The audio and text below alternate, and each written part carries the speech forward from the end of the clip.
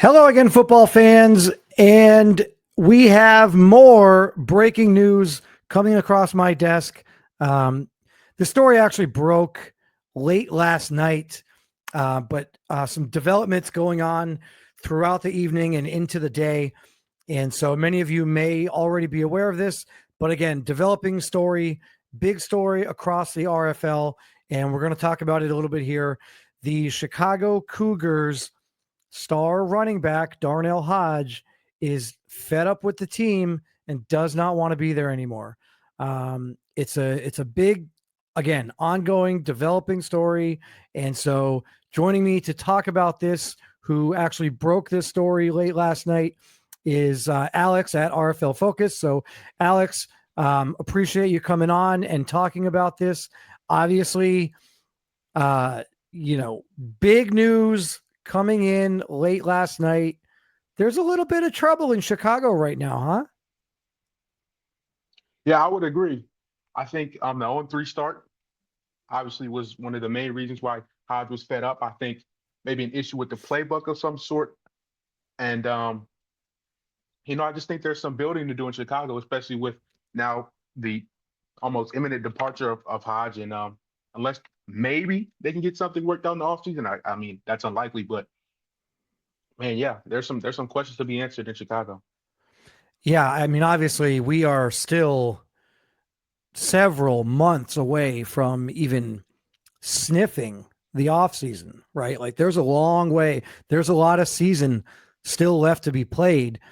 And again, for me, this dates back to last season. For me, this isn't something, in my opinion, that is kind of coming out of nowhere. I think that there's been a little bit of a disconnect. There's been a little bit of uneasiness with the Chicago Cougars. And for me, I look back at it, I've got a little bit of like a timeline here, if you will, going all the way back to about, I think it was week 9 of last season, right? So here we go, all the way back to week 9 of last season. Okay, Geno Gannon gets benched in a blowout loss against the Sacramento Miners. Then things start to kind of boil over from there. Like from that point on, things seem to be a little bit, not on the rails, not on straight. And ultimately, it ended up leading to the departure and the resignation of Coach Roby. Then you've got immediately after that departure, the locker room speaking out, multiple players in the locker room speaking out either for or against the move, either glad that Roby's gone or, unhappy that he's gone, but kind of like a split in the locker room. Then you get in the offseason, they're not able to re-sign Geno Gannon. Geno Gannon gets traded for Jacob McCall and draft capital. Then later in the offseason, Coach Roby comes back, and now he's at the helm again. Then they make a trade and get rid of Markel Wilcox. Then they acquire James Ramos. And the key thing about the Ramos trade for me was immediately upon making the Ramos trade was the announcement that there is a quarterback competition. And the irony behind all of this is that we all thought the quarterback competition was between McCall and Ramos. But it appears that based on what we saw in the game the other night, maybe that's not the case, right? So that was point 7. Then you get a little bit further into the timeline. Right now, we get to the regular season. McCall starts week 1. McCall starts week 2. Again, you mentioned it. They started off 0-3. So obviously, McCall wasn't able to get it done in either of those first 2 games. Then McCall gets benched for not James Ramos, which I thought was interesting. I think we all kind of anticipated that if Ramos was going to, if McCall was going to get benched, that it was going to be for Ramos. And it wasn't. He was benched for Owen Ledger, which is on paper, right, 4th on the depth chart. So I don't know what to think. Like clearly Coach Roby was not lying, because he said there is a quarterback competition. He said it. He was open about it. He didn't mince words. he wasn't trying to sugarcoat or hide anything from anyone. He said, we traded for Ramos because we want to see what else is out there, what we can do. We now have a quarterback competition. I just don't think anybody saw that competition being Ledger. I think we saw it being Ramos. And furthermore, I think if you were going to make this move in week 3, that it maybe would have been for John Bastige, because at least he's got a little bit of experience with the team last year. So for me, this all stems back to the midseason point last year. And I just feel like there's a lot going on in the Chicago locker room. Just the other night, I think it was last night after this announcement that Darnell Hodge was requesting a trade, we saw the star DB Chris Polk come out and say that the guys are tight in the locker room and everybody's tight and we're all banding together. And I don't know how you can say that, right? Like when you make that statement, I don't have any other immediate reaction other than you're lying, because how can you possibly be banding together and coming together as a locker room with one common goal to try to win a game when in the last 12 months we have seen a volcanic eruption centered around the Chicago Cougars? And I don't think there's any one person or any one instance to blame. And so I just feel like I don't know what's going on. I mean, if I'm Coach Roby at this point, I am calling the ultimate, team powwow, and I'm pulling my guys together and I'm like, guys, what's going on? Like, who's unhappy? Why are you unhappy? What can we do? What can be done? Because the other thing that I didn't mention in here was the recent hiring of the offensive coordinator. And clearly that's part of the problem here with Darnell Hodge, because he said the reason basically, and I'm paraphrasing here, but basically I'm requesting a trade because I don't agree with the direction of the offense. I don't think that McCall should have been benched. Well, clearly that's kind of a knock offensive coordinator. I don't agree with, I don't appreciate what you're doing. And so I guess your thoughts here, you were obviously the first one to announce this based on that timeline of events that I just kind of laid out. What else can you add here? Is there something that I might be missing or the viewers at home might be missing? Like, can you shed any more insight on this situation? I mean, if I were to look at this from a maybe fan perspective or just someone looking in on the league, I see a lot of animosity, a lot of revolving door in Chicago, right? And not a lot of, like you said, unity, not a lot of team, lack of a better term, togetherness. I just see a lot of moving parts. Coach getting or resigning, he's coming back. Then you got an offensive coordinator coming in. He's not off to the best start.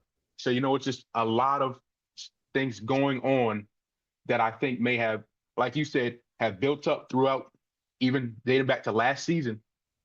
Just too much stuff going on. And I think it was just time for Hodge to find a new scenery, honestly. I think just new scenery. So that I can understand, right? But again, we had this conversation the other day when the story broke about the Austin Armadillos and benching Maurice Darman. Why now? Why now, right? Like, there's so much more season to be had, and I just don't understand the benefit of this move right now, right? Like, I can understand being frustrated and unhappy, but I guess if you're Hodge, you don't really care, right? Like at that point, you don't really care when, why, what the motivating factors are. You're unhappy and you want it to be known that you're unhappy. And so I can understand that. I guess it's just, it's sad and unfortunate for Cougars fans because I don't think it needed to get to this level. And so I don't have anywhere else to go but back to the front office and back to the higher ups, right? Like for you, where does this trying to get on a corrective action course here for the Cougars. Where does it start?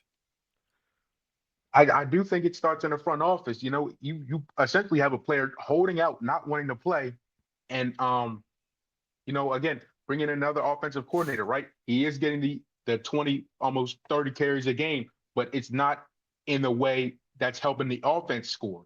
The offense has looked not up to par. I think they have too much firepower for what they've looked on the contrary, Yeah, they just haven't found they have players, right? Like they have significant playmakers, but they're just, I guess the playmakers are not making plays. Or not in a scheme to make plays, honestly. And that's, I think, part of, if not the majority of Hodge's frustration, if I'm reading the tea leaves correctly on this, and based on the little information that we've received, I think that's where some of the disconnect was. Now, I don't know if there was any conversation with the locker room and hey, I'm thinking about bringing in an offensive coordinator, and what do you guys think? And do you know it? I actually liked the acquisition. I liked the move to bring in the offensive coordinator. I actually reached out to Coach Roby afterwards and said so to him. I acknowledged the fact that, hey man, I know who that person is. I know what I've seen from them, and I think that's a good move. Good for you. Like we had a back and forth, for about a half an hour one day, just talking about it, and I thought it was a good move. Now, in hindsight, do I think it was a good move if it was never addressed with the team and what the ideology of the OC was going to be prior to implementing it with the team? That could be, debated, right? And so I think I'm with you. I think it obviously starts at the top. I just don't know what can be done from this point forward. We're talking about a 22-year-old who could be a top 3 running back in the league if the situation presented itself, right? Like certainly probably a top 5 running back in the league right now, if not certainly 6 or 7. And so next year at the age of 23, could Darnell Hodge be a top 5 running back? I certainly think so. But I just don't know now if that's going to be in Chicago. Ultimately, what do you see happening with this news? So, in summary, or what I think, or what I can visualize, I'll say that.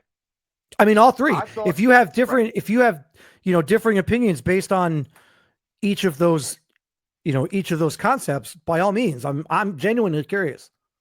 Right. So what I had visualized for Hodge, I thought he was going to be a cornerstone of a Chicago Cougars franchise. I thought him paired with McCall and Huncho on the outside, I thought that was going to be their big 3, build the offensive line through the draft, and I thought they were going to be able to contend for a championship very soon. Right? Yeah. And now, him being as young as he is, as good as he is, it's honestly a blank check. I think it's whatever you're looking for. What offense fits you best? Are you looking for money? Are you looking for to be able to contend? I think the 0-3 start just rattled him. Not rattled him, but just dissuaded him from the team. And I think it's an open book for him. He can really go wherever he wants. Well, I mean, I know. I guess that's probably where you and I might disagree a little bit. I don't think he can go wherever he wants. I think there's a lot of teams out there that he's just not going to be an option for. Like, teams have made moves. Teams that might be starting a running back that's 30 or 29 or 30, 29, 30, 31 years old may have already made moves to bring in the young running back that's going to take over. So, I mean, yes, I think Hodge could start on 27 of the, I think Hodge would be the number 1 running back on probably 25 to 27 of the teams in the RFL. That doesn't mean that I think 25 to 27 teams in the RFL are going to be picking up the phone to try to acquire him. And I guess that's where I don't think he can go wherever he wants. I think, one, he's got to find a situation. I guess it's not really in his hands, right? Ultimately, whatever Coach Roby feels is going to be best for the team is what he's going to do. And that's exactly what he should do. He is the owner. He's the general manager of the team. He has the right to do whatever he wants. If that means he sits Hodge for the rest of the season, he has the right to do that. And then ultimately at the end of the year, you mentioned it, like maybe they can come to an agreement, but there's going to be teams out there that have to reach out. And I don't, knowing how unhappy he is, the trade value kind of took a little bit of a hit here, right? Like, we're also talking about a running back. I mean, are you going to give up a first-round pick for a running back? Right? Like, you could just draft one. Right? Like, you could just draft Darnell Hodge in the next Darnell Hodge in the first round of the draft next year or the year after. So I don't know that teams are going to give up a first-round pick.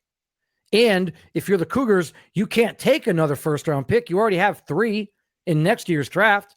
So if they do get a first-round pick, it's going to be into the future. So then you got to look at other positions of need, and then that's where Coach Roby has got to find what other positions can we upgrade and what team needs a running back.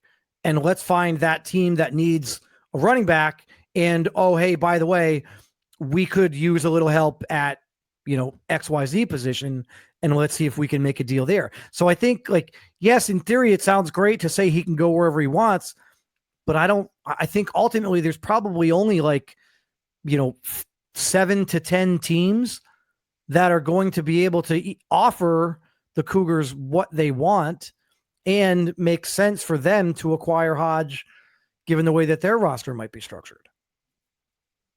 Mm-hmm. So, I mean, have you had a chance to look further at Chicago's depth chart at all and what areas they might look to address? Because I honestly, I haven't. Yeah, me neither. I haven't looked too far into it, but I mean, I think that's kind of what has to happen. They already have 3 first-round picks, so they can't get more. You're only allowed to have 3 first-round picks. Now, maybe you could move up, but I just don't know. I don't know. Right. I think it's an interesting story. It's obviously a developing story, but Darnell Hodge is not happy in Chicago, and how much longer he remains a member of the Chicago Cougars remains to be seen. But obviously, Alex on the news last night, breaking it right after, I think it was right after, was it right after our game or was it right before? I think it was right before. Yeah, right before. It was right before our Miners game last night. And obviously, we'll continue to get word. I'm sure we'll hear more from Hodge. I'm sure there will be more news and more information this weekend. But, huge breaking news and developing story here in the RFL. Darnell Hodge is not happy in Chicago. He's not happy with the direction that the offense is headed and the moves that were made. He came out and said that he didn't think that Jacob McCall deserved to be benched and that he gives them the best chance of winning. Obviously, the front office doesn't agree because they made the move to start Owen Ledger. So, again, Alex, I appreciate you coming on, taking the time, and I'm sure we'll be getting together soon because it seems like there's a lot of developing stories and a lot of breaking news going on right now in the RFL. So, again, appreciate the time. Thanks for coming on, and we'll talk soon. Yep. All right, guys. So that's it. So again, Darnell Hodge wants out of Chicago. Owen Ledger gets the starting nod over Jacob McCall, not James Ramos. So something to keep an eye on. Who's going to be the starting quarterback in week 4? Did they see enough out of Owen Ledger to give him another opportunity? I don't know. Are they going to give Ramos the opportunity, or maybe do they realize, what, maybe we shouldn't have made this move. Maybe it was a little bit too early, and maybe they go back to Jacob McCall. Right. I don't know. All of those things remain to be seen.